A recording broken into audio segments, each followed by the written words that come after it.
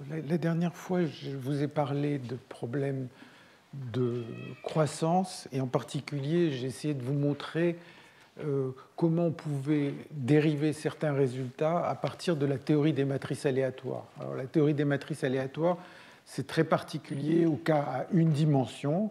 Et aujourd'hui, je vais essayer de discuter les propriétés des problèmes de croissance et d'autres problèmes qui y sont reliés en dehors, enfin, où la dimension 1 ne jouera pas de rôle particulier. Donc je vous rappelle que les problèmes de croissance, en fait, on avait essentiellement des modèles avec une certaine hauteur en chaque site et des particules, par exemple, qui tombent dans la déposition balistique. Et ça conduit à une évolution de cette hauteur qui est une équation non linéaire qui s'appelle l'équation KPZ, quart d'arc parisisant, que j'ai déjà écrite, qui est dH sur dt égale mu d2h, enfin en dimension quelconque, ce serait nu laplacien de h plus lambda gradient de h au carré plus un bruit état de x et de t. Donc ça, c'est l'équation KPZ. Les différents termes, ça provient ici d'une vitesse qui dépend de l'inclinaison de la surface. Donc, et là, il y a un bruit, et ici, il y a un terme qui a tendance à régulariser la surface. Donc ça, c'est l'équation KPZ qui apparaît dans le cadre de la croissance et qui est difficile à résoudre. On sait beaucoup de choses en dimension 1 plus 1, une de temps et une d'espace, mais autrement, c'est beaucoup plus difficile. Alors, cette équation, en fait, elle est équivalente à deux autres équations dont il va être question aujourd'hui. L'une, ça s'appelle l'équation de la chaleur stochastique qu'on va voir apparaître dans le cadre des polymères dirigés. Donc si je me place dans le cadre des polymères dirigés,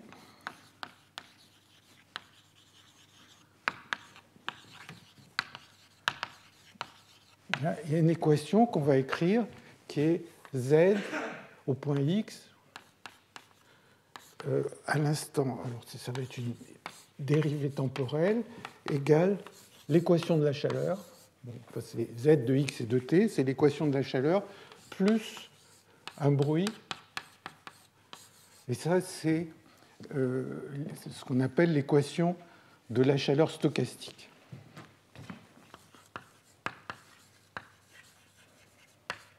Alors je vais essayer de vous montrer comment on y arrive. Mais en fait, vous voyez ces deux équations qui ont l'air assez différentes. Celle-là est linéaire, il y a un bruit, et le bruit est multiplicatif. Et celle-là, en H, est non linéaire. Malgré tout, l'une peut se transformer dans l'autre par ce qu'on appelle une transformation de Kohl-Hopf. Donc, dont il va être question, la transformation de Kohl-Hopf, elle est extrêmement simple. Elle consiste à dire, j'écris Z égale E puissance H. Si j'écris Z égale E puissance H, et que je fais les dérivés, je calcule ces dérivés, j'arrive exactement à l'équation qui est là. Donc c'est complètement équivalent. Ce qui se passe, c'est que dans certains cas, ça va être plus avantageux de parler de KPZ, et dans un autre cas, ça va être plus avantageux de parler de l'équation de la chaleur stochastique. Le stochastique, ça vient de ce bruit. Donc ça, c'est vraiment équivalent. Et le lien, c'est cette transformation de Kohl-Hopf sur laquelle je reviendrai, mais qui n'est rien d'autre que de faire un changement de variable que j'ai écrit.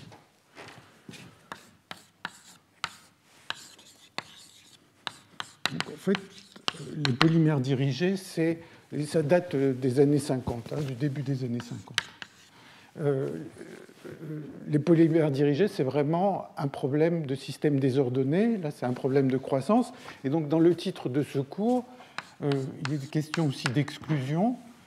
Et donc, en fait, il y a une autre équation qui va apparaître, en particulier dans le cas de l'exclusion, qui s'appelle l'équation de Burgers, qui, elle, a une origine dans la théorie de la mécanique des fluides. Et en particulier, c'était une équation qui a été proposée aussi à la fin des années 40 par Burgers. Et en particulier pour essayer de comprendre les phénomènes de turbulence. Alors, l'équation de Burgers, je vais l'écrire à une dimension. Hein, donc ici, si on était à une dimension, ce serait la dérivée seconde et la dérivée première au carré. Et l'équation de Burgers, c'est du sur dt égale à la mu d2u sur dx2 plus u du sur dx. Je vais mettre plus 2 lambda, si vous voulez, plus la dérivée d'un bruit. La dérivée par rapport à l'espace d'un bruit. Donc ça, c'est l'équation de Burgers. Et aujourd'hui, je vais essayer de vous montrer comment ces équations apparaissent et aussi ce qu'on arrive à faire avec. Et donc ça va apparaître dans le cadre de l'exclusion. Et ce qu'on appelle nu ici, c'est la viscosité. Et disons, le lien que c'est avec Kpz, il est vraiment très simple. C'est-à-dire que si je fais U égale dH sur dx, hein, donc vous dites, voilà, là j'ai l'équation pour H, je dérive une fois par rapport à x, et j'obtiens que l'équation de Burgers, donc, qui a été introduite dans le cadre de la mécanique des fluides, et comme une équation un peu plus simple que l'équation de Navier-Stokes. Alors, tout ce qui est écrit là-haut, ces trois équations, comme elles sont équivalentes, s'il y en a une qui est difficile, les autres sont aussi difficiles. Donc, en général, c'est difficile en dimension quelconque, mais il y a des cas qui sont plus simples, et donc là, je vais écrire tout ce qui est facile en dessous. Alors, ce qui est facile en dessous, ça serait par exemple de prendre lambda égale 0, pas de non-linéarité. Ça, c'est une équation qu'on va voir tout à l'heure, qu'on peut résoudre complètement, parce que si je n'ai pas de non-linéarité, c'est un problème qui est linéaire. Tout peut s'intégrer, mais il a des propriétés intéressantes. Et c'est une équation qui a été proposée en 1984 par Edwards Wilkinson, et à propos de sédimentation, comment on dépose des particules, disons par exemple au fond de la mer, dans ce cadre-là. Donc ça c'est facile. Il y a le cas où le bruit égale 0, qui est aussi facile, s'il n'y a pas de bruit. Alors, comment on voit le cas où il n'y a pas de bruit? En fait, état égale 0, ici, ça apparaît comme l'équation de Burgers avec viscosité, mais sans bruit. Donc, et ça, c'est quelque chose qui est beaucoup étudié ou qui a été beaucoup étudié dans le cadre de la turbulence.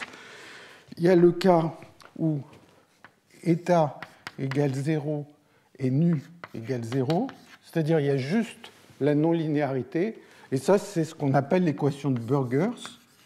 Et en particulier, elle intéresse les gens, enfin les deux équations qui sont là, elles intéressent les gens parce qu'on va voir apparaître des chocs, et si on le fait en dimension 2 ou en dimension 3, il va y avoir des ondes de choc qui vont commencer à se promener et à se rentrer en collision entre elles. Et ça, c'est ce qui se passe, enfin ce qui est censé modéliser ce qui se passe dans des écoulements turbulents. Donc ces deux cas sont faciles. Et ici, on va voir que si le bruit est très faible, faible bruit, ça revient à Edwards-Wilkinson. Donc tous les cas qui sont là, soit sans bruit, soit juste la non-linéarité, tout ça, ça peut se résoudre, on va le voir, et c'est assez facile, et ça a des conséquences, je dirais, assez intéressantes. Donc je vais commencer par essayer de voir d'où sort cette équation de la chaleur stochastique. Alors, vous vous rappelez qu'on avait regardé le problème de polymères dirigés. Les polymères dirigés, on a un réseau. Alors, selon la façon dont on veut le discuter, on le dessine avec le réseau carré, on va le dessiner avec les liens horizontaux ou bien en diagonale. Ici, je les dessine en diagonale. Et maintenant, le problème de polymère dirigé, c'est sur chaque site de ce réseau, on a un nombre au hasard. On a des nombres au hasard tirés sur chacun des sites. Donc ça, c'est ce qui fait que le milieu est aléatoire. Il y a une énergie qui est associée à chaque chemin, qui est la somme des sites qui se trouvent des énergies des sites qui se trouvent sur le chemin. Donc je prends un chemin qui descend, qui part de là-haut. Et puis, essentiellement, c'est tout. On s'intéresse à la fonction de partition en arrivant au point X à l'instant T, qui est la somme sur tous les chemins des poids de Boltzmann. Donc, mes coordonnées, ça va être le temps, par exemple, par là, l'espace, X, je le fais à une dimension, il n'y a rien de particulier à une dimension.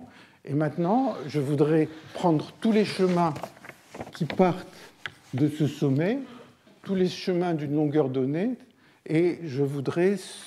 Donc chaque chemin va avoir une énergie qui va être juste la somme des sites qui sont visités, et je voudrais dire des choses sur la fonction de partition qui est là.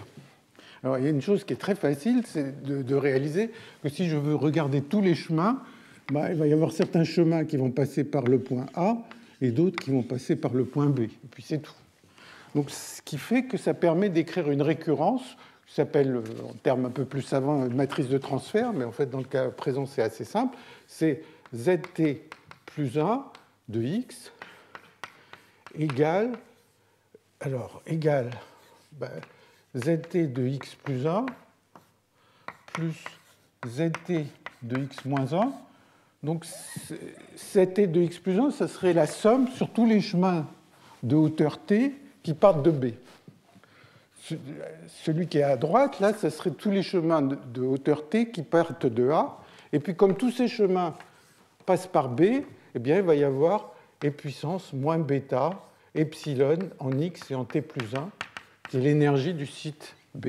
Donc vraiment, on arrive à écrire une récurrence, ce qui fait que si on voulait faire des simulations, ce serait très facile, puisqu'il suffit d'itérer cette addition. On peut facilement calculer la fonction de partition d'un système qui a une hauteur plusieurs milliers ou plusieurs, même centaines de milliers, si on veut. Bon. Alors, vous voyez que ça commence à ressembler beaucoup à ce qui est ici.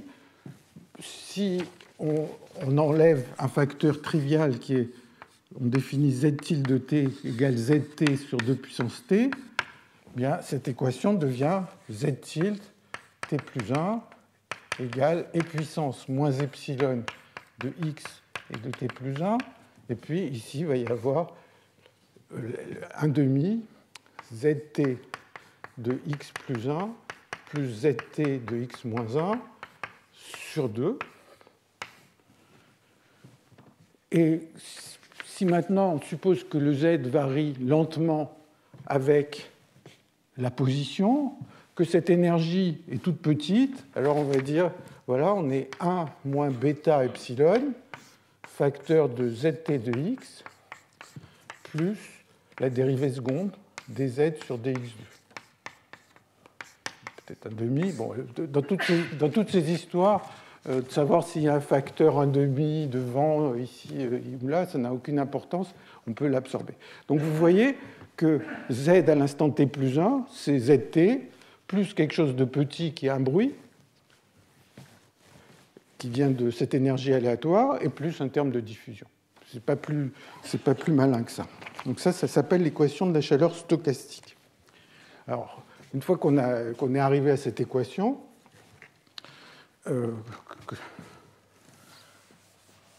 qui est écrite ici, alors on peut essayer de vérifier que ce qu'on a fait est correct. Et effectivement, si on prend z égale e puissance h, eh bien, si on remplace, on va trouver que dh sur dt, que l'équation de la chaleur stochastique, ça me donne bien dh sur dx au carré plus d2h sur dx2 plus un bruit. Et vous pouvez vous dire, mais l'équation, là, il y a des tas de paramètres, il y a lambda, nu, etc.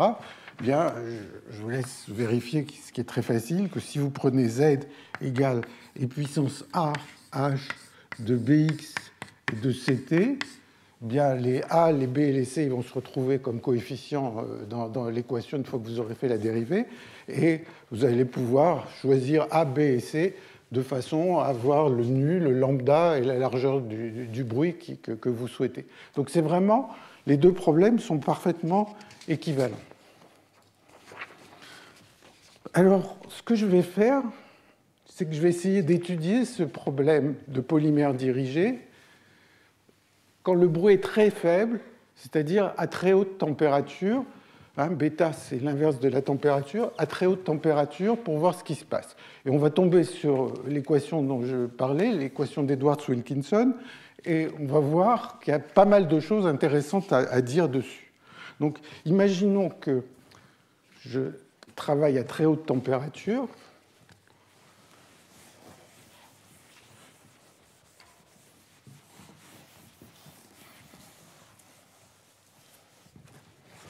Ça veut dire bêta petit,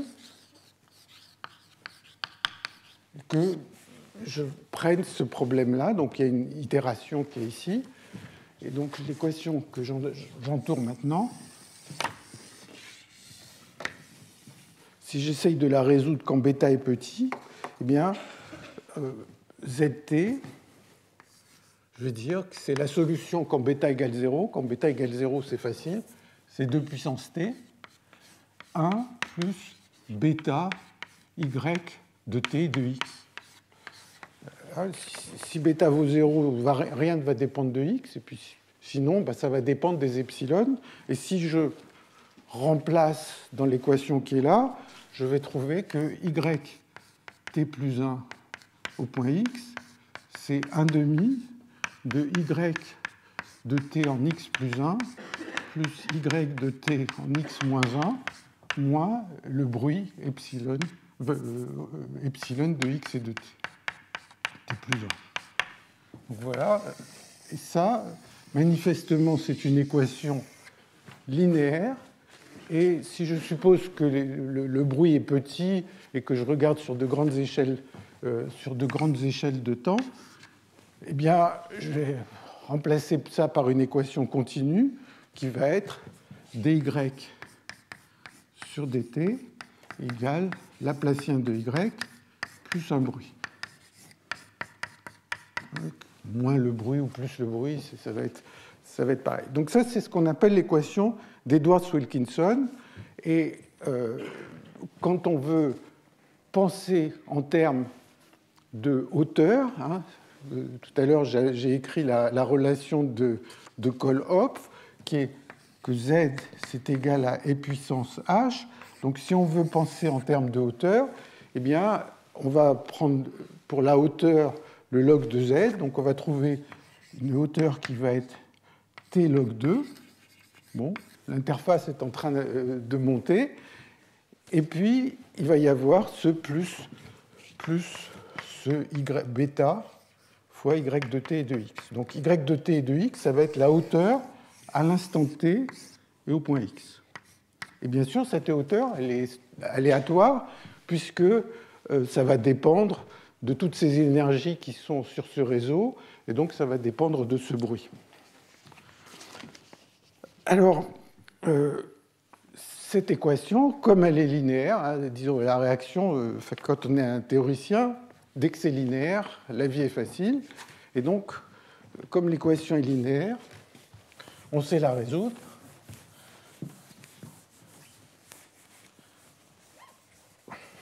Donc, peut-être une chose à dire, c'est que ça aussi, on pourrait, que l'équation qui est ici aussi, on pourrait dire que c'est une équation de la chaleur stochastique. Mais en fait, les gens appellent l'équation stochastique, celle qui était écrite tout à l'heure, c'est-à-dire dz sur dt égale Laplacien de z plus un bruit fois z. Et pour ceux qui pratiquent un peu ces choses, ou bien qui étaient venus à des cours antérieurs, il y a 2 ans par exemple, ils savent que c'est un cas un peu embêtant, même assez difficile, en particulier parce qu'on a un bruit qui est multiplicatif ici.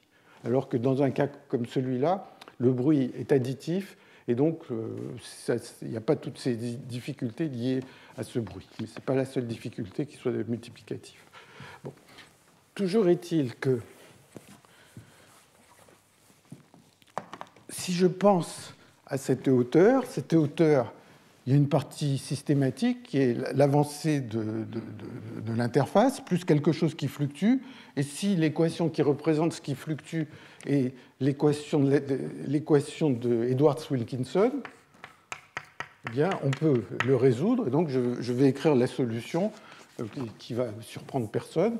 C'est que la solution, l'état de x à l'instant t, ça va être égal à l'intégrale des taux, intégrale sur tous les points z, de e puissance moins x moins z au carré sur taux. Il y a pi taux puissance d sur 2, et puis état de z et de t moins taux. Et puis, éventuellement, il y aurait quelque chose qui dépend de la condition initiale. Donc, si j'ai envie de mettre la condition initiale, il va y avoir aussi plus intégrale de dz de e puissance moins x moins z au carré sur t, pi t puissance d sur 2, et puis h de z est à l'instant 0. Bon, si on part avec une surface qui n'est pas plate à l'origine, on aurait ce terme. Je ne vais pas m'en préoccuper de ce terme. Je vais supposer qu'on part de quelque chose de plat. Et donc, la seule chose que j'ai fait, c'est que j'ai dit quelle était la solution de l'équation de la chaleur. Et en fait, parce que je n'ai pas envie de m'embêter avec des facteurs qui sont là, si vous voulez vraiment être sûr que c'est la bonne équation de la chaleur, il faut mettre un quart ici. Enfin bon, en faisant un changement d'échelle sur les coordonnées, on y arrive sans problème. Et donc, maintenant que j'ai h au point x à l'instant t, explicitement, eh bien, je peux me poser des questions comme quelle est la largeur de cette surface. Si je veux calculer la largeur de la surface, alors là, le h, disons, le h, j'ai enlevé le terme linéaire en temps, si vous voulez, donc c'est h moins h moyen. Là, c'est un bruit blanc. Alors, si je veux calculer la largeur de la surface, eh bien, je vais essayer de calculer le carré de cette quantité, h moins h moyen au carré, moyenné. Bon, je vais avoir le produit de deux termes comme ça. Et puis, comme le bruit, c'est un bruit blanc gaussien, la vie va être facile parce que chaque fois que je vais avoir état en un point z et t et état en un autre point z et un autre temps, eh bien, quand je vais moyenner, ça va me donner des deltas qui vont me simplifier beaucoup la vie. Donc, si je fais le calcul, il y a juste à moyenner sur le état, et puis après, à essayer d'intégrer sur z. Donc je vous donne le résultat, mais il y a juste une intégrale gaussienne à faire. Il n'y a rien de plus pour le faire. Et le résultat, c'est ça. C'est h moins h moyen au carré est égal à intégrale de 0 à t des taux de 1 sur 2pi taux puissance d sur 2. Donc ça, c'est juste après moyenne sur les états et après intégrale sur z. Rien de plus que ça, voilà le résultat. Et maintenant, je vais essayer de discuter de ce résultat. Donc ça me donne la largeur, les fluctuations de l'interface à un instant t, en étant parti de quelque chose de plat, pour le modèle d'Edwards-Wilkinson. Alors, en fait, vous pouvez vous demander pourquoi je n'ai pas directement calculé l'intégrale, puisque je vous ai dit je fais une intégrale gaussienne, j'aurais pu faire celle-là aussi. Alors je la fais, et ça donne 1 sur 2pi puissance d sur 2, t puissance 1 moins d sur 2, sur 1 moins d sur 2. Et ça, c'est si la dimension de l'espace est plus petite que 2. Donc tout ça, d, c'est la dimension de l'espace. Donc si la dimension de l'espace est plus petite que 2, je sais faire le calcul, et il n'y a pas de problème. Alors je vais commencer par discuter ça.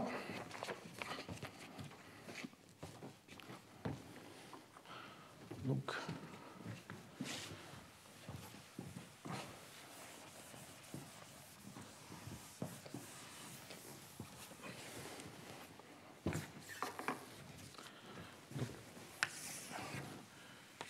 si la dimension de l'espace est plus petite que 2, alors bon, pour ceux qui ne jouent pas avec ce genre de choses tous les jours, les théoriciens, ils prennent une dimension d'espace qui peut être 1, 1,5. Enfin, la dimension de l'espace n'est pas forcément une dimension entière.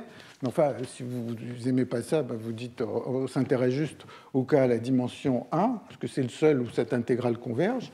Donc, si la dimension est plus petite que 2, hein, donc en pratique c'est d égale 1, on trouve que h carré moins h moyen carré augmente en t puissance 1,5. C'est-à-dire, par rapport au problème de croissance qu'on avait vu, on trouve bêta égale 1/4, alors que tout ce qu'on a raconté, en particulier dans la première séance, et aussi la semaine dernière, ça nous dit qu'en fait, pour un problème de croissance comme la déposition balistique ou tous les modèles qu'on a discutés jusqu'à présent, en fait, on s'attend à bêta égale 1/3. Donc, en fait, ça ne donne pas le bon résultat. Bon, ça, c'est une première chose, mais ça permet de calculer ce qu'on veut. Bon, et puis, si on prend la formule que je viens d'écrire pour d plus grand que 2, alors le calcul se fait, on arrive ici et on trouve l'infini.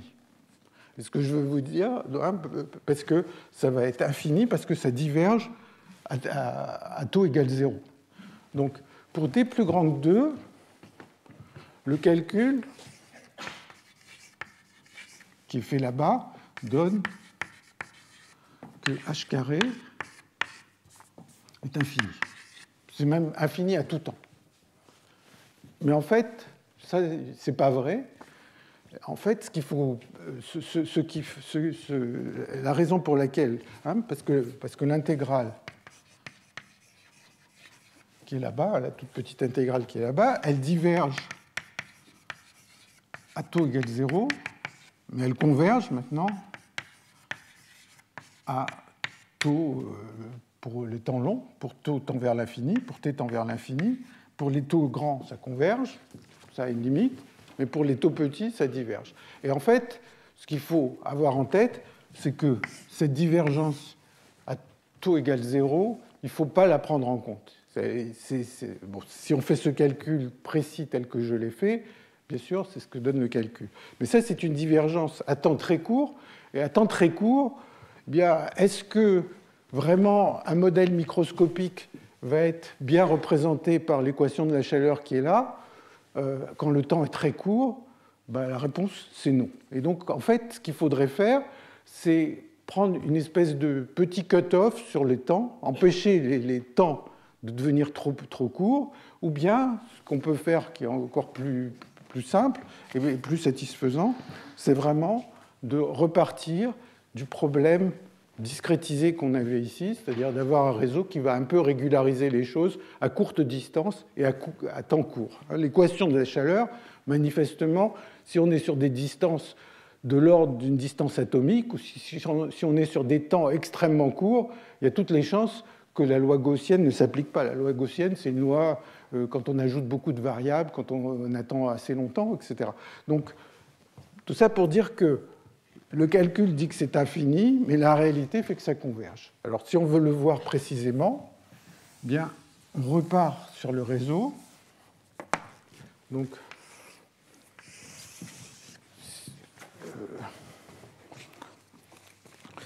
si on prend l'équation qui est là, je l'ai écrite dans mes notes avec h, donc ht plus 1 de x égale 1/2 de ht de x plus 1 plus ht de x moins 1 plus un bruit.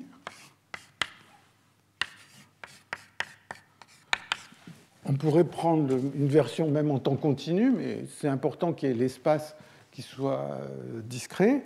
Bon, la solution, elle va être... Alors, en fait, si vous oubliez le bruit, ça, c'est la probabilité d'un marcheur au hasard à une dimension. Donc, on sait calculer à une dimension la probabilité qu'un marcheur qui est parti de X se trouve en Y à l'instant T. C'est dans tous les cours élémentaires.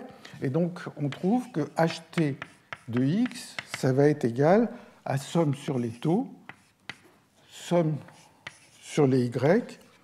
La probabilité, je mets Z, pardon, bon, je préfère l'appeler Z, d'aller de X en Z pendant l'instant taux, fois état de Z et de taux. C'est la version discrète,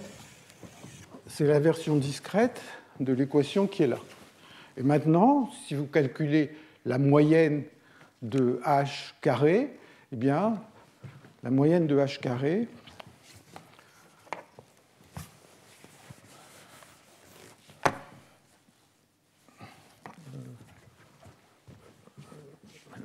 je vais passer ici plutôt.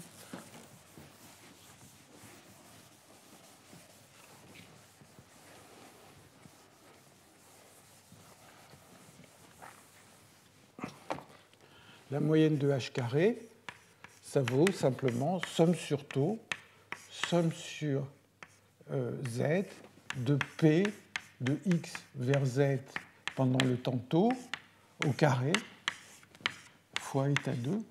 État 2, c'est une gaussienne, donc il suffit de calculer cette quantité-là. Et là, la divergence à taux court ne va plus être présente. Par contre, la divergence au temps long va être exactement les mêmes, ou le comportement au temps long va être exactement le même que celui qu'on a obtenu par l'équation continue à partir de là.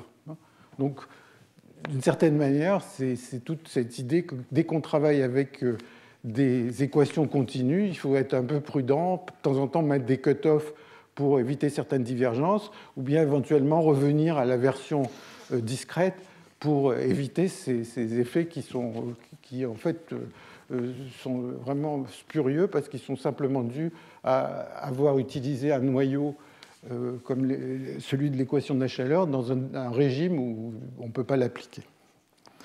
Alors tout ça pour dire que si vous calculez la largeur en fonction de la dimension, eh bien, vous arrivez à la conclusion que si la dimension est plus petite que 2, eh bien h carré augmente comme t puissance 1 moins d sur 2, donc l'interface devient de plus en plus épais. Et puis si la dimension est plus grande que 2 de l'espace, eh bien vous allez trouver que h carré tend vers une constante au bout d'un temps long. Ne dépend plus du temps, il y a une épaisseur qui ne dépend pas du temps. Et dans ce cas-là, on dit que l'interface est plat.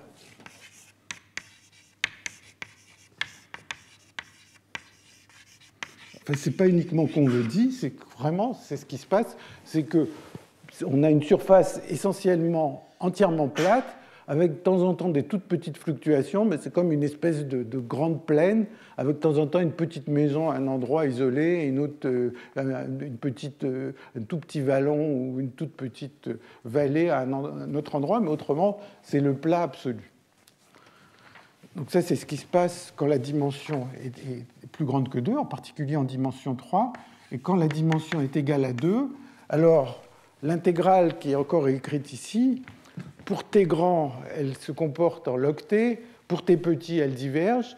La divergence à taux petit, je l'oublie à cause de ce que j'ai dit. Et donc, on a h carré qui va augmenter logarithmiquement avec le temps. Alors, je voudrais faire un commentaire à propos de l'interface plat, parce que pour les gens qui font de la physique statistique ou bien qui s'intéressent à la croissance des solides, eh bien, ça rappelle une propriété qui est celle qu'on appelle la transition rugueuse pour les systèmes à l'équilibre. Donc j'en dis juste un mot. La transition rugueuse, donc c'est quelque chose qui n'est pas directement lié à la croissance, puisqu'il n'y a pas du tout de temps.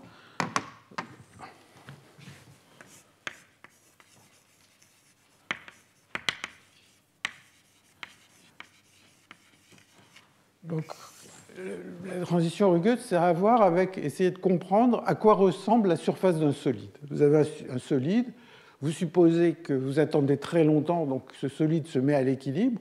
Et alors, très longtemps, pour les solides ordinaires, ça serait des temps extrêmement longs, peut-être totalement inatteignables, mais dans des expériences sur des solides d'hélium, comme ceux qui ont été faits à l'école normale, eh bien, ces temps sont accessibles, et donc on va voir des espèces de des transitions, comme la transition rugueuse. Alors, la transition rugueuse, c'est qu'une surface du solide va être soit totalement plate, soit rugueuse, c'est-à-dire qu'elle va avoir des fluctuations, et pour le dire de manière quantitative, eh bien, vous prenez la hauteur, disons, vous avez votre solide comme ça, et puis vous dites, à cet endroit-là, il y a une certaine hauteur h de x, à un autre endroit, il y a une hauteur h de y, et maintenant, vous vous intéressez aux fluctuations de cette quantité. Vous prenez 2 points, et vous regardez comment la différence de hauteur entre 2 points, qui sont les 2 points de la surface du solide,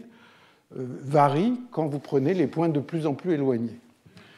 Si ça diverge, si ça tend vers l'infini quand x moins y tend vers l'infini, quand vous prenez des points de plus en plus éloignés, alors c'est la phase rugueuse.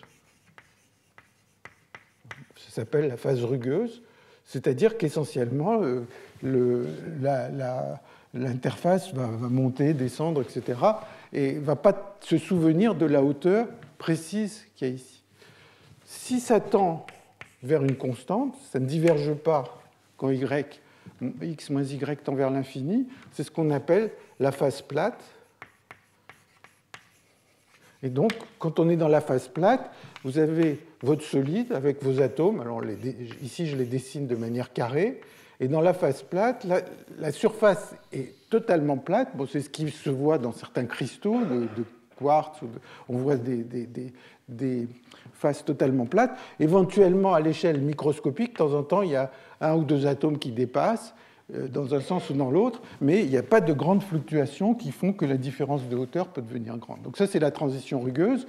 Et ce qui se passe, ça a été beaucoup étudié, et quand on s'intéresse au cas le plus intéressant, qui est celui des solides à 3 dimensions, donc dans la surface est bidimensionnelle, il y a ce qu'on appelle une température de transition rugueuse. Et donc, si la température est plus petite que cette température rugueuse, l'interface est plat.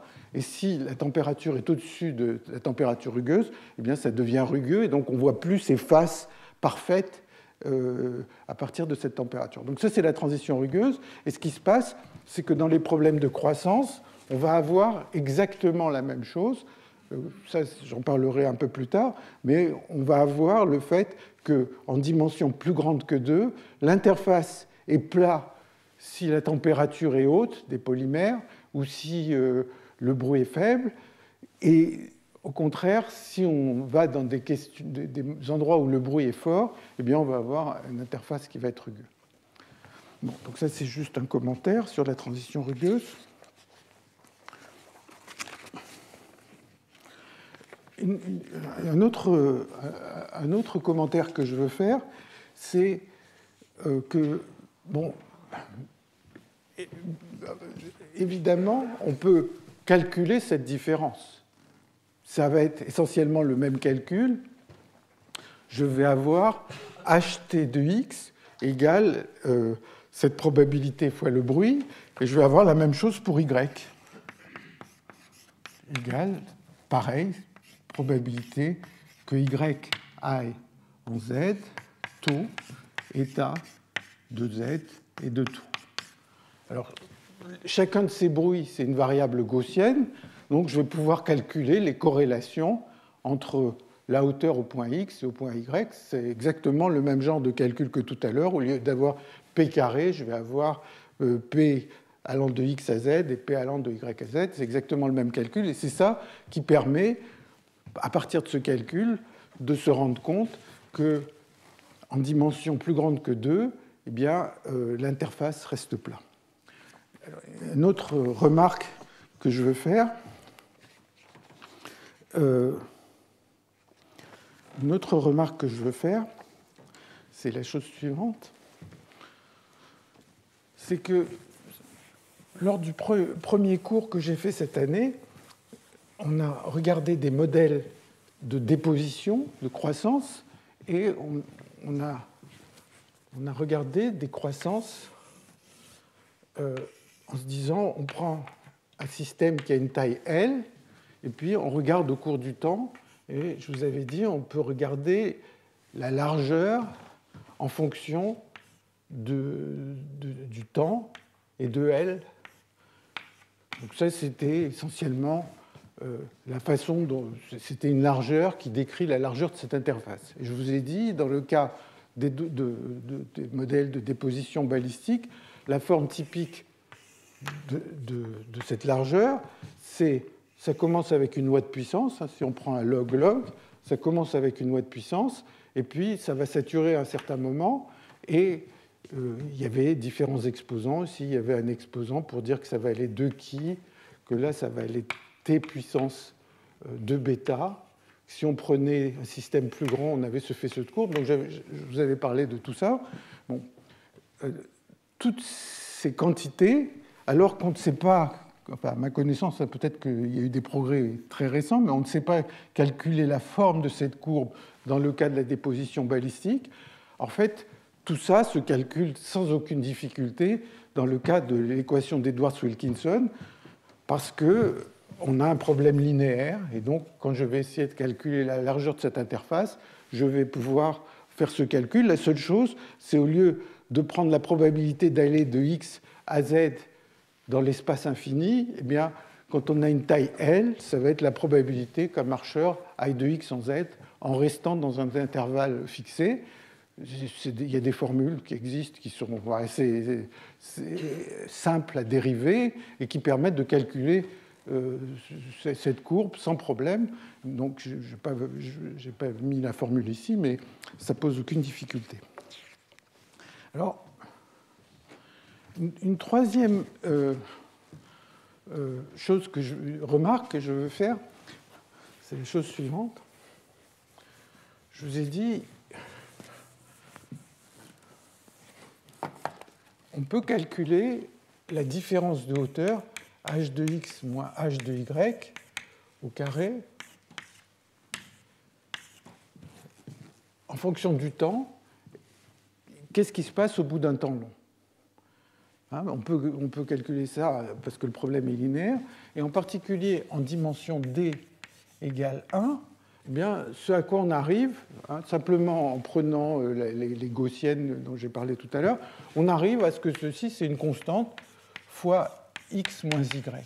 Donc, la façon dont la différence de hauteur augmente avec la distance, c'est linéaire avec cette distance, et en réalité, ça, c'est la trace de quelque chose de plus profond, c'est que si j'attends très longtemps que je laisse évoluer le modèle d'Edwards-Wilkinson, eh bien, la hauteur en fonction de l'espace, ça va être quelque chose qui fluctue comme ça, et une variance qui augmente linéairement, en fait, c'est caractéristique d'un mouvement brownien.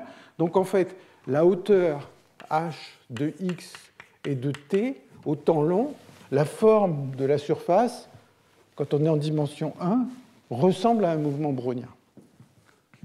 Ressemble, et plus on regarde à grande échelle, plus c'est le mouvement brownien. On sait le montrer, en fait, par le calcul.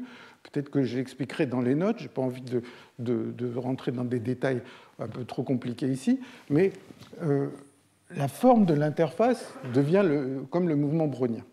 Et alors ça, c'est une façon de réaliser les difficultés que pose sur le plan mathématique l'équation KPZ. Alors, je réécris l'équation KPZ.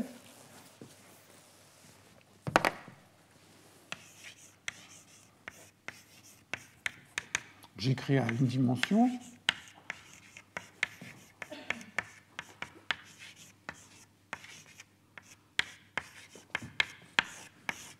Plus un bruit. Maintenant, si j'attends très longtemps, eh bien, la forme de cette hauteur, comme je viens de vous le dire, en fonction de la position x, ça ressemble à un mouvement brownien. Alors, une chose naturelle est de se dire à quelle vitesse avance cette interface. Alors, si je veux calculer sa vitesse, il faut que je moyenne. Je veux moyenner h. Alors, si je moyenne h, dh sur dt, ça va être la vitesse. H, quand je vais moyenner sur l'espace, tous les points x vont avoir la même moyenne. Donc ça va donner 0. Quand je vais moyenner le bruit, ça me donne 0. Et le résultat, c'est que la vitesse est donnée par la moyenne de dh sur dx au carré moyennée. Donc c'est ça la formule. Mais malheureusement, le h, c'est un mouvement brownien. Alors bon, la dérivée du mouvement brownien, on voit à peu près ce que c'est. Quand on prend le carré et qu'on moyenne, eh bien on essaye de faire ça. On peut prendre des versions, par exemple, discrètes pour essayer de trouver ça comme une limite, et on trouve l'infini. Donc, si on prend l'équation de KPZ au sens strict, elle nous dit la vitesse, l'interface avance à une vitesse infinie. C'est pour ça, donc, alors pour ça qu'il y a des travaux mathématiques qui parviennent à contourner ces difficultés. Alors, dans l'esprit, ce qu'ils font, c'est que, par exemple, au lieu d'avoir un bruit blanc, ils mettent un bruit qui a une certaine largeur et il faut travailler avec ça. Mais il y a une façon apparemment systématique, moi je ne suis pas l'expert, mais Herrère a écrit un article là-dessus que j'ai regardé, et j'ai regardé le début, et le début il met plus l'infini ici, parce qu'il dit que pour donner un sens à ce genre d'équation, il faut lui rajouter ou lui soustraire quelque chose d'infiniment grand pour que ça ait un sens. Et donc, il y a toute une mathématique qui consiste à régulariser ces équations. Donc, si on régularise ici, le bruit ne va pas être vraiment un bruit blanc, le infini, il sera grand, mais il ne sera pas infini, et il y a une façon de soustraire ce qu'il faut pour que ça donne un sens au calcul qu'on fait. Mais, d'une certaine manière, cet infini, bon, si on veut faire des calculs, il est un peu embêtant, mais physiquement, il se comprend assez bien. Si vous, par exemple, pour ceux qui avaient les notes de mon premier cours, si vous regardez cette interface en train de croître, eh bien, vous voyez quelque chose comme ça. Beaucoup plus tard, vous voyez quelque chose comme ça. Ça avance. Mais en fait, il y a des fluctuations qui m'intéressent, mais la taille de ces fluctuations est beaucoup plus petite que la vitesse d'avancée. Et donc, en fait, d'une certaine manière, il y a deux échelles de hauteur. Il y a l'échelle sur laquelle la hauteur fluctue, et puis l'échelle sur laquelle elle monte.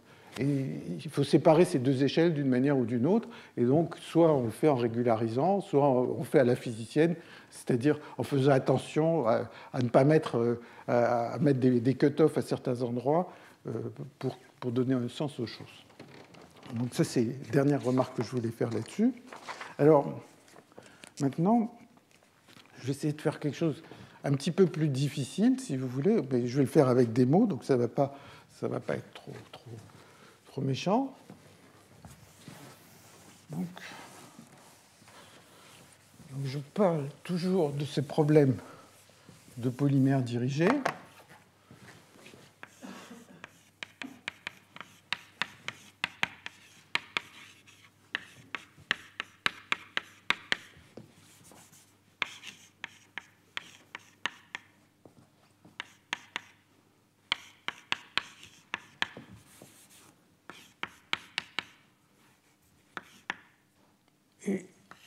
Et donc, ce que j'ai essayé de faire, enfin, ce que j'ai fait à l'instant, c'est de dire si bêta est très petit,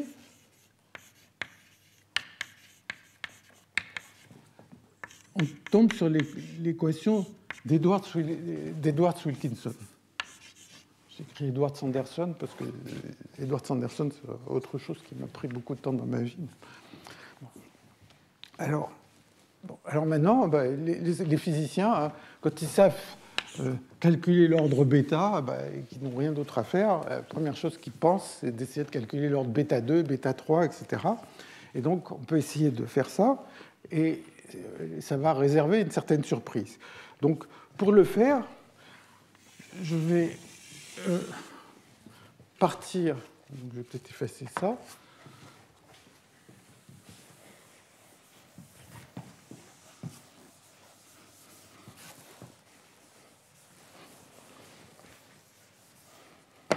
Donc pour le faire, je vais repartir de la définition de la fonction de partition.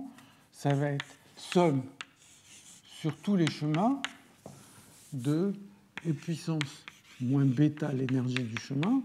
Et je vais l'écrire d'une manière un petit peu différente qui va permettre de voir apparaître la façon dont on peut faire calculer ces corrections quand la température est haute. Et donc, je vais commencer par dire l'énergie du chemin, je vais l'écrire sous cette forme, somme sur tous les chemins possibles de produit de I sur I de E puissance moins bêta epsilon I fois qui de I et de W. Alors, qui, c'est égal à 1 si le site I appartient à W et 0 sinon. Donc vous voyez que j'ai un chemin, et tous les I qui vont avoir un 1, ça va être les I. Attendez, pardon. Le qui est là-haut, qui de I et de W. Donc, tous les I qui vont avoir un 1, ils vont me donner leur énergie. Tous ceux qui ont un 0 ne vont pas me donner l'énergie. Donc, c'est complètement équivalent à ce que j'ai écrit précédemment. Et je vais refaire une petite étape d'écriture et je vais l'écrire sous cette forme. Somme sur W de produit sur I de 1 plus qui de I et de W de E puissance moins bêta epsilon I moins 1. Donc, tout ça, c'est purement un jeu d'écriture, c'est juste pour mettre les choses en place de façon à permettre à faire un calcul sans s'embrouiller complètement. Et donc, donc là, la première ligne, c'est juste les seuls sites I, hein, donc les I, ils ont des X et des T, c'est n'importe quel site du réseau. Les seuls sites I qui contribuent à l'énergie W sont ceux qui se trouvent sur la marche W. Donc, il n'y a pas de problème. Et la deuxième étape, c'est juste, j'ai une variable qui vaut 1 ou 0. Si la variable qui vaut 1 ou 0, eh bien, quand qui vaut 1, ça fait 1 plus l'exponentielle moins 1, donc ça me donne l'exponentielle. Quand qui vaut 0, ça fait 1, ce qui marche aussi. Voilà. Donc j'ai cette forme. Et maintenant, ce que je fais là, c'est un truc très très standard dans tout ce qui est physique statistique. Je dis, je vais développer ça. Si bêta est petit, ce truc-là, état, il va être petit, état I. Donc je vais développer ça en disant que les états I sont petits, et donc je vais faire une théorie de perturbation là-dedans. Donc qu'est-ce que j'observe ? Je vous écris les formules qui sont assez évidentes. Ça va être 1 plus somme sur I de PI. Alors, j'ai écrit PI, et puissance moins bêta epsilon, enfin état I, plus somme sur I, J, P, J, état I, état J, puis je pourrais continuer là-dessus. Et le 1, il provient du 1 ici. La première somme, ça va être tous les chemins qui passent par I. Donc, si j'ai mis le 2 puissance t en facteur, ça me donne simplement la probabilité qu'un chemin passe par le point I. Le deuxième, quand je vais développer, il y aura les termes IJ, et puis il y aura les termes IJK, et ainsi de suite. Ça, c'est la probabilité qu'un chemin passe par le point I, et puis passe par un autre point J. Donc, hein, le chemin il part de là-haut, il y a le point I ici, il y a le point J là, et c'est la probabilité que le chemin fasse ça. Et ainsi de suite, je peux continuer ce calcul. Et donc, je ne vais pas vous affliger le calcul, que je vais essayer de mettre dans les notes de manière un peu plus précise, mais juste vous dire ce qui se passe. Donc là, il y a 1, là, il y a une somme que j'appelle S1, là, il y a une somme que j'appelle S2, et puis essentiellement, si je veux calculer à l'ordre bêta carré, l'énergie libre ou la fonction de partition, je n'ai pas besoin d'aller plus loin. Il suffit que je me restreigne à S2. Si je m'arrêtais à S1, c'est le calcul qu'on a fait à l'instant, Edwards-Wilkinson, c'est un calcul linéaire, on a trouvé un résultat. Si on va jusqu'à S2, on fait le calcul, alors il va y avoir à calculer des moyennes, par exemple S1 carré, S2, ou calculer les moyennes S2 carré, ou des choses comme ça. Bon, mais en fait, aucune de ces moyennes ne pose de difficulté de principe. Donc tous ces calculs se font sans difficulté, et le résultat, le voilà. Et le résultat, c'est ça qui est surprenant, en fait, si on n'a jamais fait ce genre de calcul, c'est qu'on trouve que la largeur de l'interface, bien, c'est donné par bêta T1,5. Je travaille par exemple en dimension 1. Ça, c'est ce que nous donnait Edwards-Wilkinson. Ou bien il y avait 1 moins d sur 2. Bon, si on est en dimension quelconque, mais c'est 1,5. Et puis, quand on calcule la correction, on trouve T. Puis après, bon, il faudra se fatiguer un peu plus, mais la chose étonnante, c'est qu'on fait un développement pour la bêta petit, donc le bruit très faible ou la haute température, et on trouve un résultat Edwards-Wilkinson, mais la correction, bon, tant que T n'est pas trop grand, tant qu'on travaille à un temps fixé, ben, la correction elle est petite, mais si je veux croire à cette correction pour un temps suffisamment long, eh bien elle va se mettre à exploser par rapport au terme de départ. C'est-à-dire, je fais une perturbation, mais le premier terme de la perturbation, il devient beaucoup plus grand quand le temps est long que le terme précédent. Et ainsi de suite. Et si je calculais les termes suivants, ils deviendraient de plus en plus grands, etc. Et donc, la question, c'est comment on fait. Et ce qu'il faudrait faire, bon, c'est d'essayer de tout calculer si on y arrive.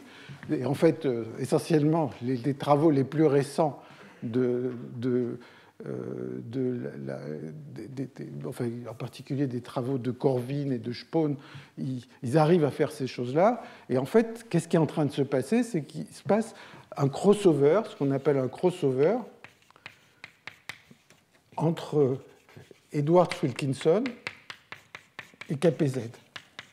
C'est-à-dire que si le temps est suffisamment court, ou bêta est suffisamment petit pour un temps donné, on observe Edwards-Wilkinson, mais si on veut aller vraiment dans la limite des temps longs, on va observer le comportement KPZ avec des exposants 1/3 au lieu d'exposants 1/4.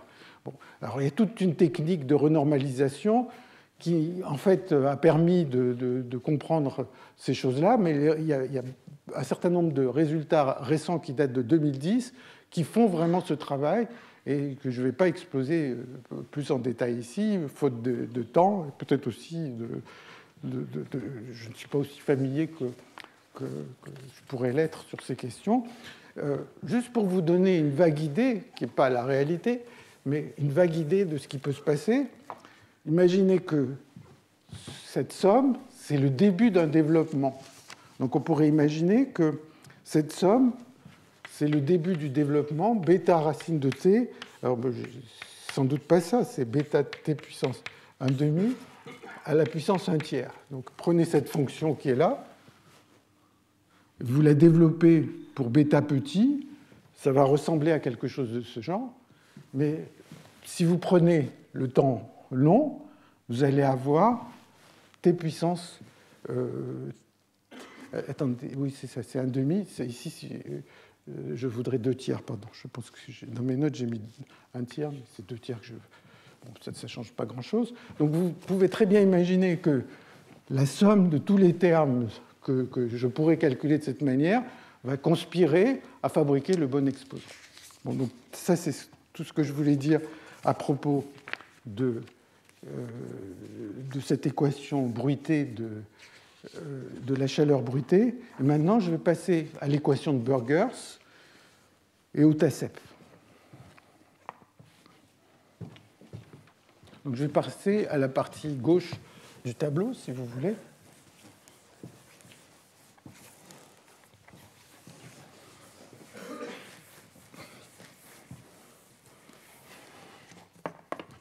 Alors, l'autre jour, je vous avais parlé du TACEP. Enfin, il y a 2 séances. Le TACEP, c'est un système très simple.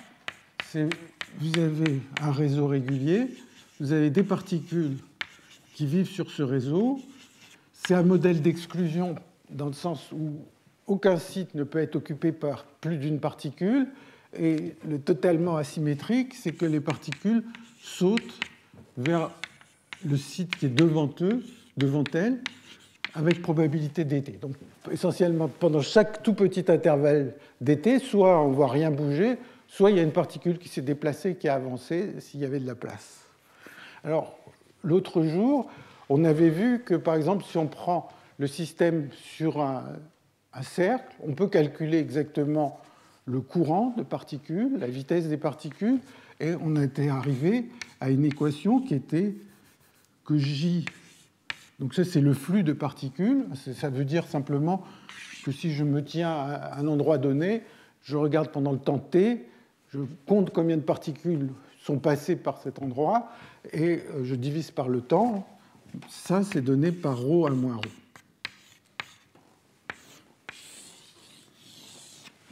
Alors, donc ça, c'est si on a une densité constante, par exemple sur un cercle ou même sur une ligne infinie. Alors, si on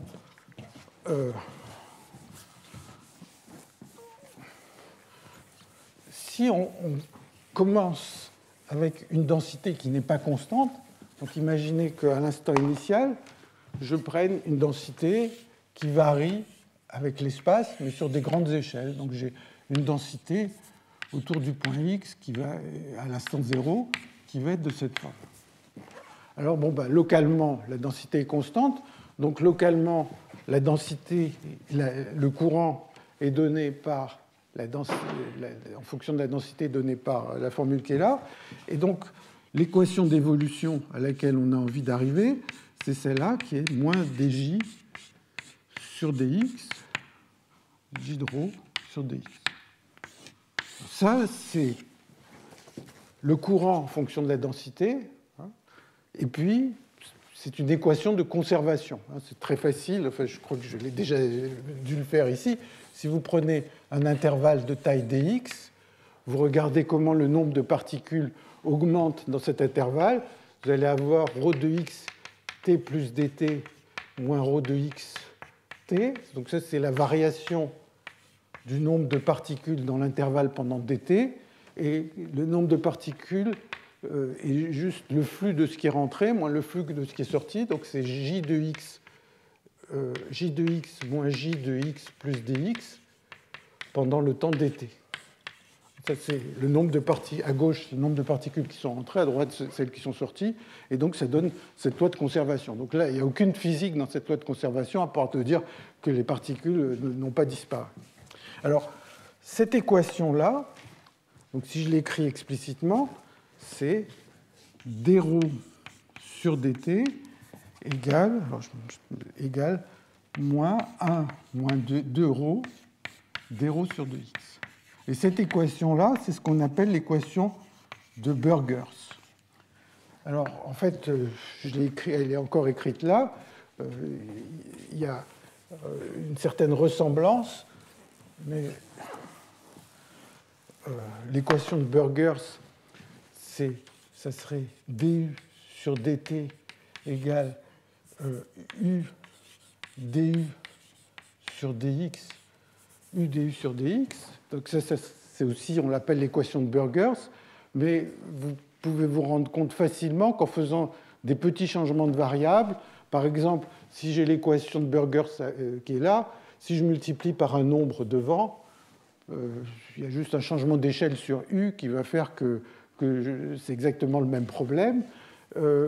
Et ici, le 1 qui est là, on peut l'éliminer comme on l'avait vu, en se plaçant dans un repère qui bouge, ou bien simplement, vous pouvez dire que vous appelez u égale 1 moins 2ρ, vous faites le changement de variable u égale 1 moins 2ρ, et vous tombez sur l'équation de Burgers. Alors, cette équation de Burgers, pour l'instant, il n'y a pas de viscosité. Et donc, c'est une équation qui a été introduite à la fin des années 40 par Burgers, comme une équation simplifiée des équations de Navier-Stokes, comme je l'ai dit. Alors, ce qui se passe, c'est que ces équations de Burgers, elles peuvent se résoudre complètement, et en particulier, donc ces travaux de Kohlhoff. En fait, c'est très facile à résoudre. Je vous donne une condition initiale quelconque, et c'est très facile de trouver la solution à n'importe quel temps. Ça a l'air difficile dans la mesure où l'équation est non linéaire, mais la raison pour laquelle c'est facile, c'est qu'il y a une méthode qui s'appelle la méthode des caractéristiques.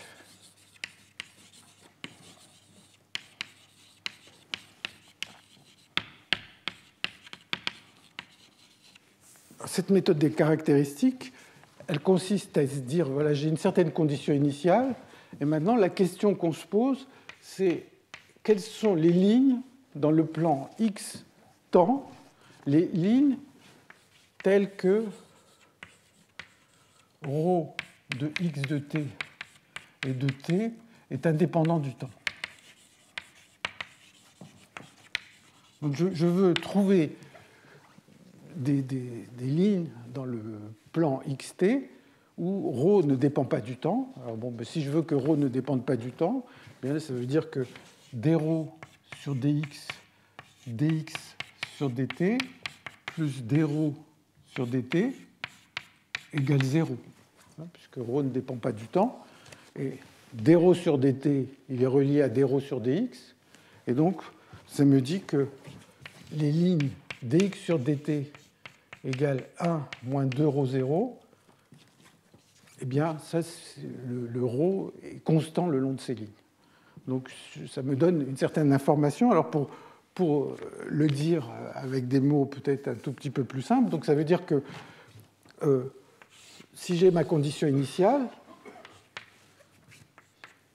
donc j'ai ma condition initiale, le ρ à l'instant initial, et maintenant, au cours du temps, je vais trouver des lignes qui vont, bon, dans le cas présent, ça va être des lignes droites, hein, mais ça pourrait être des lignes plus compliquées si j'avais pas a moins 2ρ, j'avais une fonction de ρ plus compliquée. Il y a des lignes, et ce que je sais, c'est que quand je me promène le long de ces lignes, en fonction du temps, eh bien le ρ en ce point-là, il est le même que ce qu'il avait à l'instant initial. Alors ça conduit à une propriété de ces équations qui sont qu'elles possèdent des ondes de choc.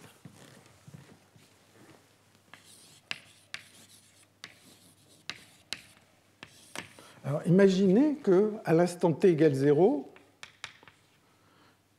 j'ai une condition initiale comme ça, ρ de x est de 0, qui est... Il y a 2 points. Alors, attendez, je vais prendre les mêmes notations que dans mes je vais le faire un peu plus à gauche là-bas.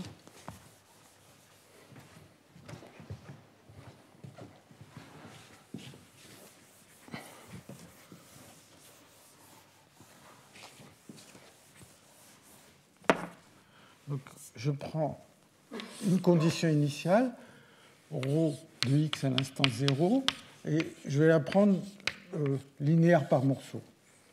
À gauche du point A, ça vaut il y a une certaine densité de particules ρA, c'est le modèle ACEP. À droite du point B, il y a une certaine densité constante, ρB, et puis entre les deux, il y a quelque chose qui raccorde, qui est linéaire. Alors, si vous réfléchissez à ce que je viens de dire, donc ça c'est la forme de la condition initiale, et maintenant je vais dessiner ce qui se passe dans le plan x de temps. Donc j'ai le point A et le point B, et à gauche, ici la densité est ρA, à droite elle est ρB.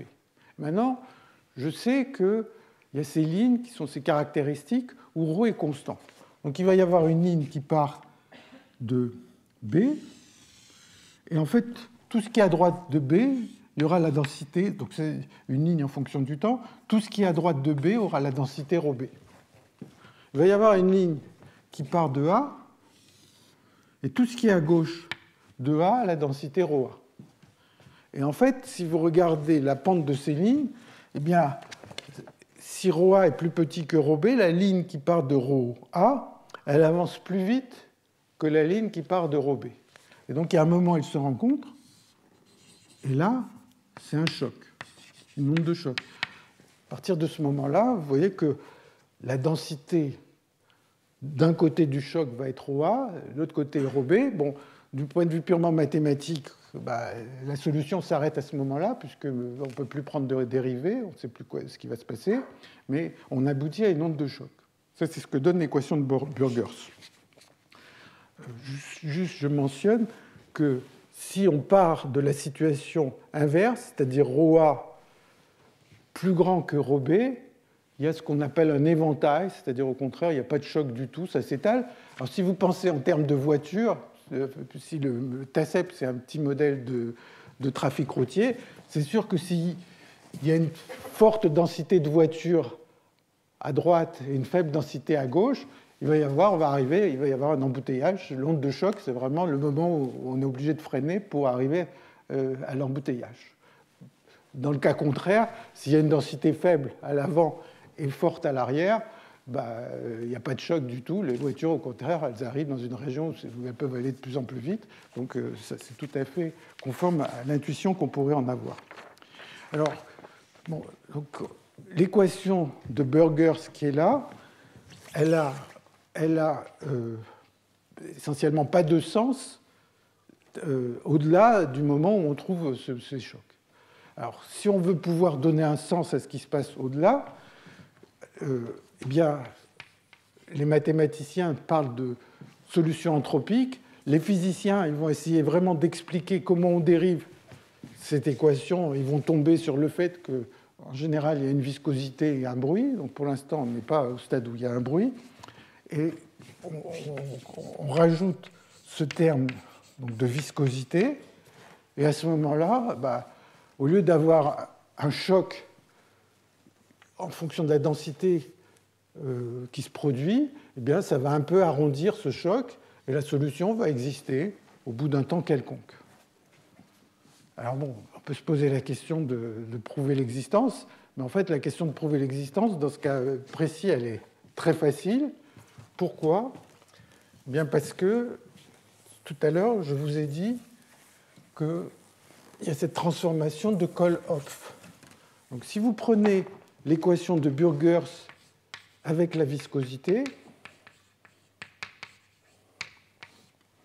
eh bien, si vous partez de l'équation de la chaleur, d2z sur dx2, là je l'ai créé à une dimension, mais vous pouvez le faire à toute dimension, eh bien, si vous faites la transformation de Kohl-Hopf et puissance h, vous tombez sur dh sur dt égale d2h sur dx2 plus dh sur dx au carré. Bon, alors, par rapport à ici, il y a un signe moins, mais le signe moins, si je mettais un moins ici, je récupérerais un moins là, donc il n'est pas très grave. Et le 1, par exemple, on peut, comme je disais tout à l'heure, on peut prendre la variable u égale 1 moins 2 ρ, quelque chose comme ça. Et donc, ça non plus, ça ne pose pas de problème. Donc, quelle est la stratégie ? Vous me donnez une condition initiale de l'équation de... pardon, attendez, je n'ai pas fini. Excusez-moi. Donc là, c'est l'équation pour h.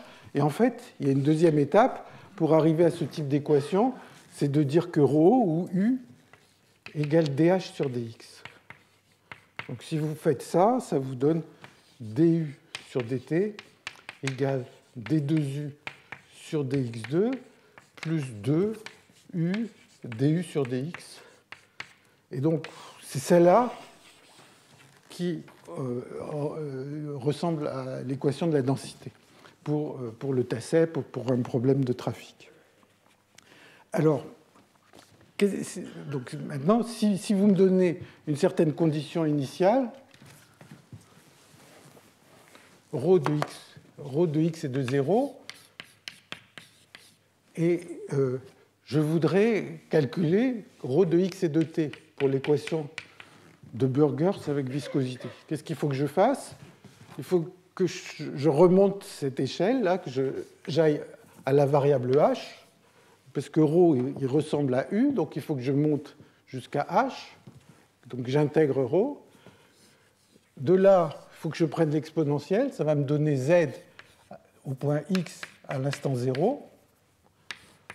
J'intègre l'équation de la chaleur pour z. C'est le noyau gaussien. Ça donne z de x et de t.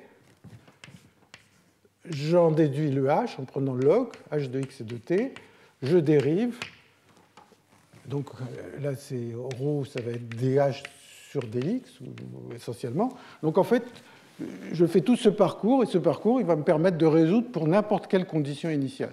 Et donc ça, d'une certaine manière, ça a un peu enlevé de son intérêt, enfin, peut-être pas enlevé l'intérêt, mais disons, rendu le problème de l'équation de Burgers un peu trivial, puisque, d'une certaine manière, la seule chose qu'il y avait à faire, c'est intégrer l'équation de la chaleur.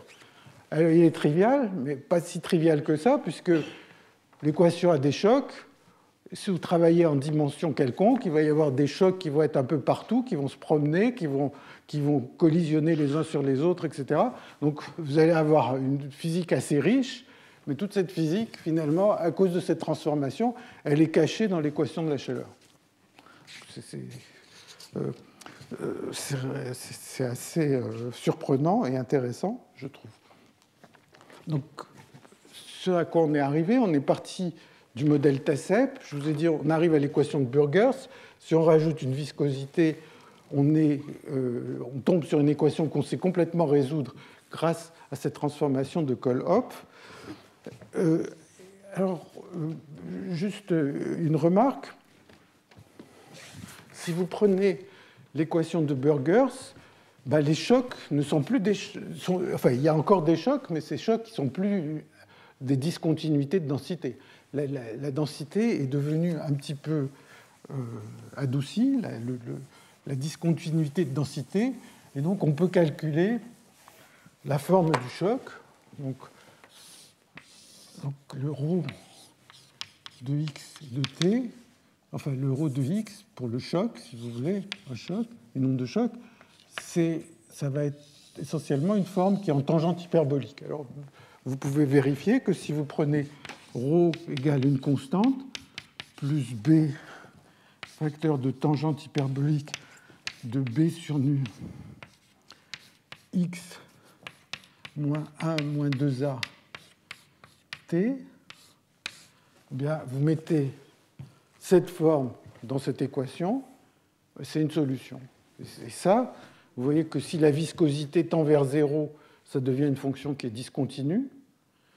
C'est un choc qui avance à une certaine vitesse, et la vitesse, c'est 1 moins 2a, où a est la constante. Donc si vous avez ces deux constantes, ça fixe tout le reste, et ça donne la forme de ce choc, qui est essentiellement une tangente hyperbolique. Une chose à remarquer, c'est que la vitesse du choc, c'est 1 moins 2a dans cette forme, et les paramètres a et b, il y a a qui se trouve là, plus b, et là, c'est a moins b. Donc, a plus b, j'ai envie de dire que c'est la densité à l'avant du choc, donc la région embouteillée, si vous voulez. Rho moins, c'est la densité à l'arrière du choc, là où les voitures avancent plus facilement. Et donc, la vitesse est égale à 1 moins ρ plus ρ moins. Donc, ça, c'est la vitesse du choc pour cette équation. Alors, cette vitesse, elle est facile à comprendre.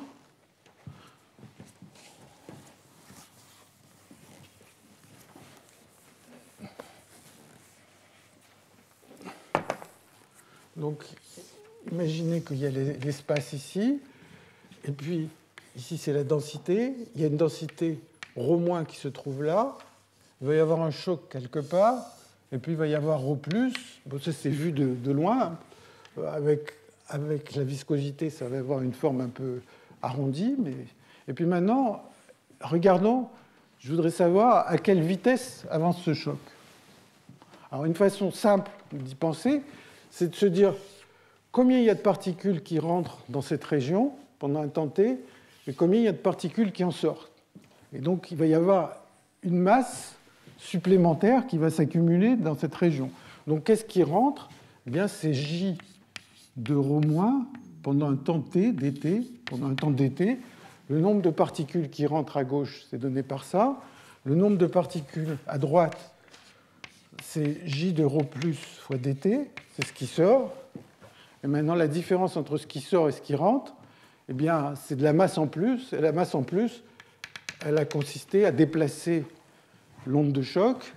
Et donc, la vitesse de l'onde de choc, moins v, puisque vous voyez que s'il y a plus de masse qui rentre que de masse qui sort, eh bien, le choc se sera déplacé vers la gauche. Donc, c'est moins v dt. Alors, attendez, c'est moins v dt, mais c'est ρ plus moins ρ moins. Si le choc se déplace de v, la masse a changé de v fois ρ plus moins ρ moins. Donc, moins v fois ρ plus moins ρ moins, c'est égal à j de ρ moins moins j de ρ plus. Et ça, fois dt. Et ça va me donner les chocs pour le problème qu'on prend ici. Mais si j'avais n'importe quel autre problème avec une fonction j de ρ, ça serait vrai aussi. Donc ça, c'est la forme des chocs. Alors, dans les 10 minutes qui me restent, il y a deux choses dont j'ai envie de discuter. C'est, on a ces équations macroscopiques, et qu'est-ce que ça signifie à l'échelle microscopique? Qu'est-ce qui se passe à l'échelle microscopique? Parce qu'à l'échelle microscopique, il y a des atomes, vous avez une onde de choc, mais à la fin, il y a des molécules d'air, ou ici, c'est un problème plus simple, il y a un réseau, il y a des particules, il y a des endroits où il y a des particules, il y a des endroits où il n'y a pas de particules, et il n'y a pas de choc particulier, il n'y a aucune discontinuité nulle part. Donc ça, c'est une chose que je voudrais discuter. Et la deuxième chose, si j'ai le temps, c'est d'essayer de voir d'où vient ce bruit et de relier ça à des choses qu'on avait vues dans les cours de l'an dernier, à l'hydrodynamique fluctuante et à la théorie macroscopique des fluctuations. Donc je vais essayer de parler déjà de à quoi ressemblent les chocs à l'échelle microscopique. Et en fait, en soi, c'est un problème intéressant.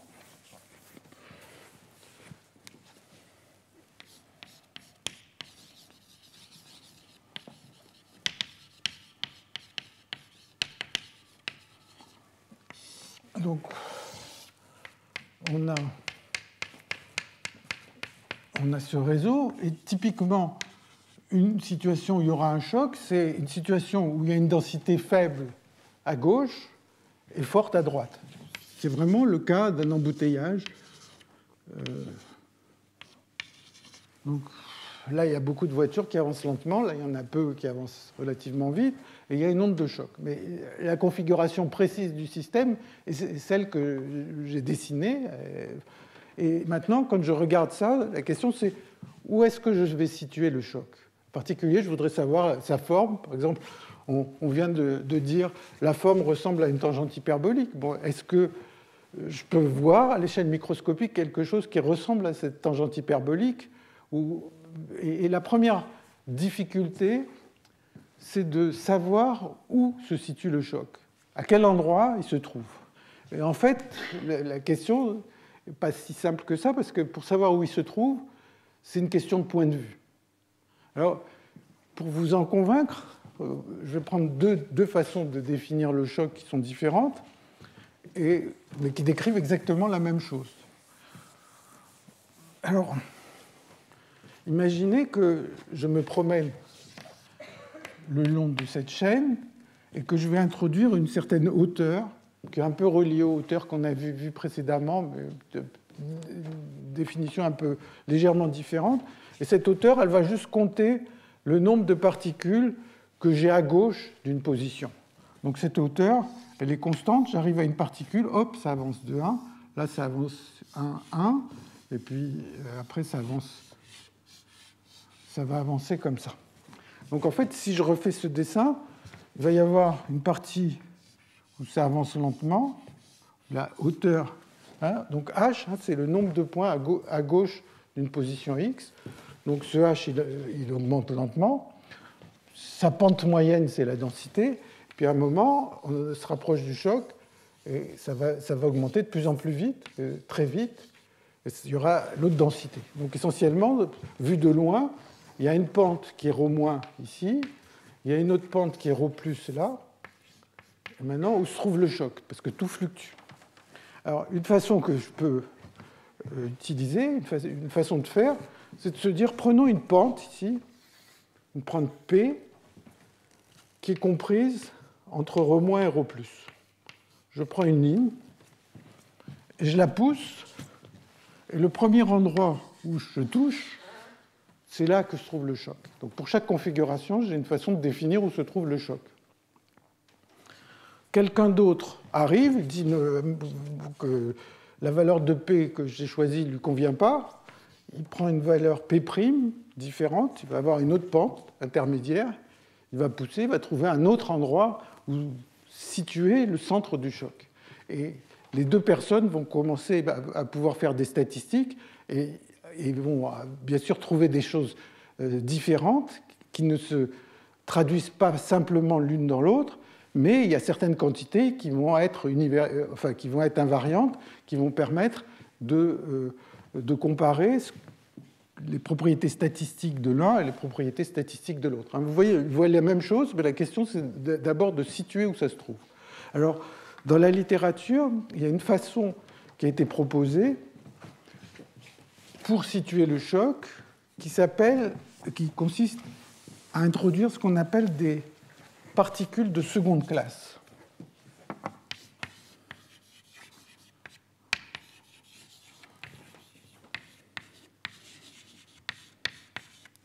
Donc, on va mettre dans ce système certaines particules. Ces particules, il y a Hélène qui connaît ça pas mal. Il y a des particules qu'on appelle des particules de seconde classe, et ces particules, elles ont envie d'avancer. Mais c'est comme dans certaines sociétés qui sont très cloisonnées, en fait, il y a la race supérieure qui est les particules blanches, là, qui elles, avancent à leur rythme. S'il y a une particule de seconde classe, elle passe dessus, elle s'en fiche, elle s'échange avec elle. Donc, ces particules de première classe, eh bien, elles vont s'échanger, c'est-à-dire elles vont sauter, et les particules de seconde classe vont être obligées de céder la place. Donc, pour les particules de première classe, une particule de seconde classe, c'est exactement comme un trou. Mais par contre, les particules de seconde classe, eh bien, par elles-mêmes, elles auraient envie d'avancer. Alors, on peut se poser la question de quelle est la vitesse, dans un milieu homogène, quelle est la vitesse de ces particules de seconde classe? Alors,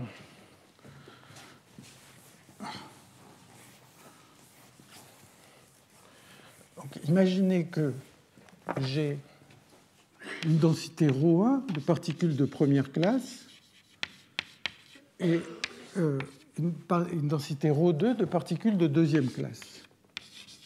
Alors, je peux voir ça comme un problème où il y aurait juste les particules de première classe. Si je regarde juste les particules de première classe, eh bien, il va y avoir un J de ρ1 qui est donné par ρ1 moins ρ1. C'est le flux de particules de première classe, puisque les deuxièmes classes, ils ne les voient pas, elles les ignorent, les autres sont obligés de reculer. Maintenant, vu du point de vue des sites libres, des trous, première classe et deuxième classe, elles ont exactement la même dynamique. Quand elles s'échangent entre elles, si vous êtes tout à fait en bas de l'échelle, qu'il y ait un changement de la direction, vous n'en rendez pas compte. Donc, s'il y a un échange entre une particule de première classe et de deuxième classe, les trous ne sont pas du tout concernés, ce qui fait que si je regarde l'ensemble première classe plus deuxième classe, eh bien, ça évolue comme un gaz, un cas où il y aurait un seul type de particule. C'est 1 moins ρ1 moins ρ2. Donc ça va me permettre de calculer le flux, bon, je l'ai ici, le flux de particules de première classe, et puis le flux de particules de deuxième classe. Et en particulier, ça me permet de voir que la vitesse d'une particule de deuxième classe, c'est juste 1 moins 2, la densité de particules de première classe quand ρ2 tend vers 0. Donc si on met très peu de particules, juste à partir de ces formules, Si vous mettez très peu de particules de deuxième classe, eh bien, elles vont acquérir une vitesse qui est 1 moins 2 de ρ1, qui est relativement facile à comprendre parce que c'est 1 moins ρ, c'est la probabilité qu'il y ait un trou devant, et puis si au contraire il y a une particule derrière, elles vont reculer, donc ça fait moins ρ. Donc c'est 1 moins 2 ρ1. Donc si on introduit un petit nombre de particules comme ça, mettons une seule, sa vitesse, ça va être 1 moins 2 ρ, la densité de particules. Alors qu'est-ce qui se passe? Si on a une région à droite ρB, les particules de deuxième classe, elles vont avancer, elles vont évoluer, elles vont se déplacer avec la vitesse V2 égale 1 moins 2 ρB. Donc si on est très à l'avant du choc, elles vont avancer à cette vitesse. Si on est très à l'arrière du choc, elles vont avancer avec 1 moins 2 ρ1. Et le choc, il avance avec 1 moins ρA moins ρB. Donc qu'est-ce qui se passe? La particule de deuxième classe, dans cette région, elle avance moins vite que le choc, donc elle va se rapprocher du choc. Dans la région qui est derrière, elle va avancer plus vite que le choc, donc elle va se rapprocher du choc. Donc une façon de définir l'endroit où se trouve le choc, c'est d'introduire ces particules de deuxième classe et de regarder où elles se trouvent.